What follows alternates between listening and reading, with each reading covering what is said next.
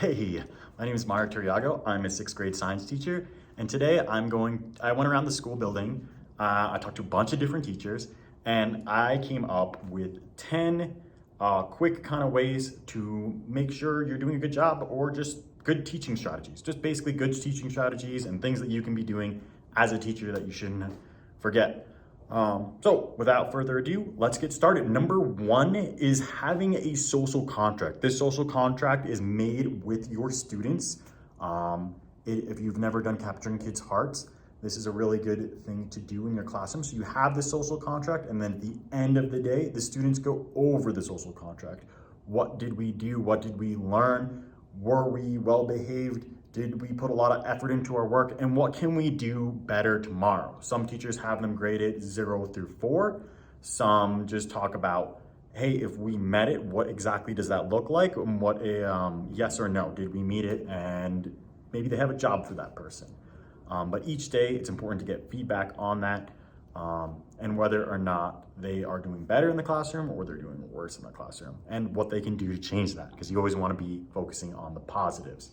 Number two is displaying student work in the classroom. I actually, in the corner of my classroom over here, I actually have a huge wall where I just have a lot of student work.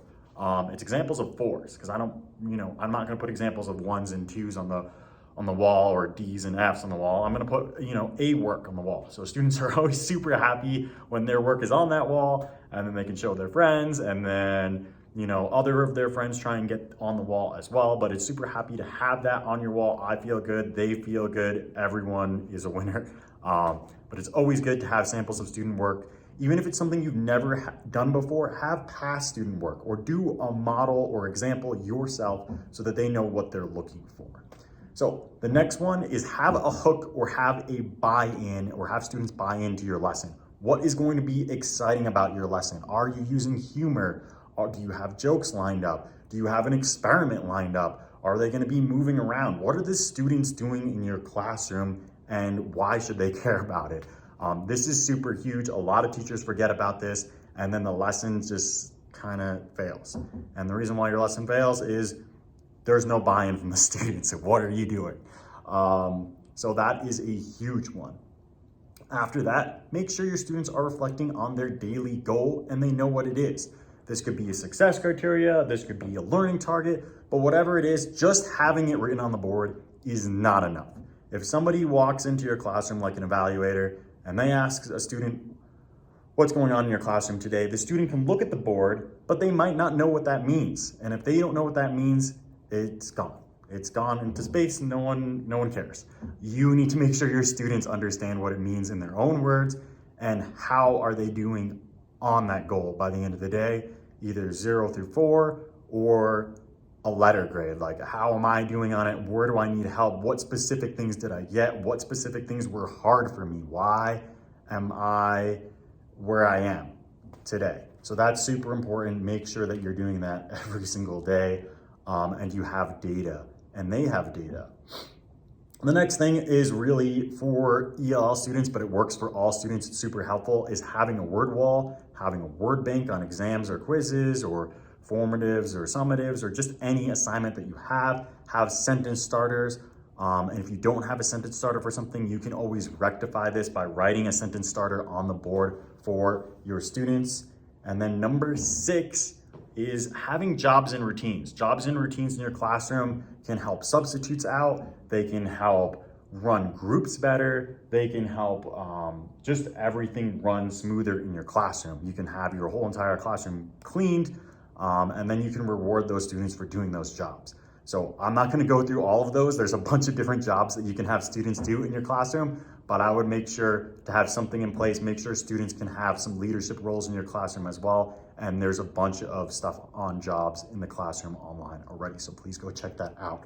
Number 7, make sure you're changing things up. You have smooth transitions, you have different activities in place in your classroom, and you're chunking things. You don't wanna be overwhelming your students with too much information all at once.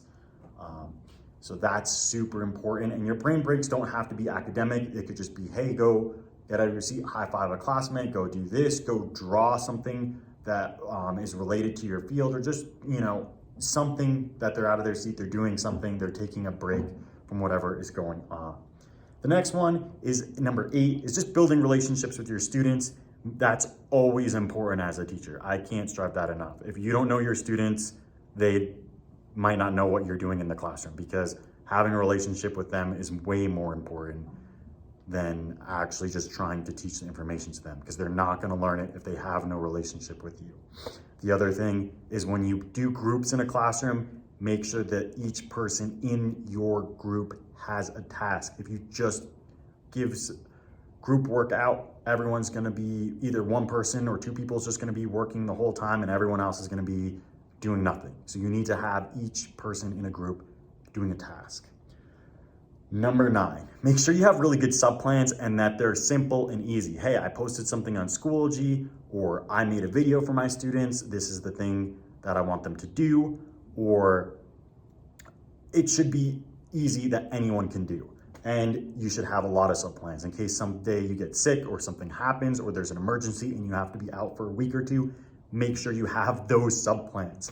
And then the last one, tip number 10, is make sure you summarize everything that you taught today in the classroom, and you set yourself up and your students up for success the next day. So if you want to check those out, I kind of wrote all those kind of things here. I don't know if that's super viewable on here, but I will also post it down below. Thank you so much, and I hope these tips helped you. Bye.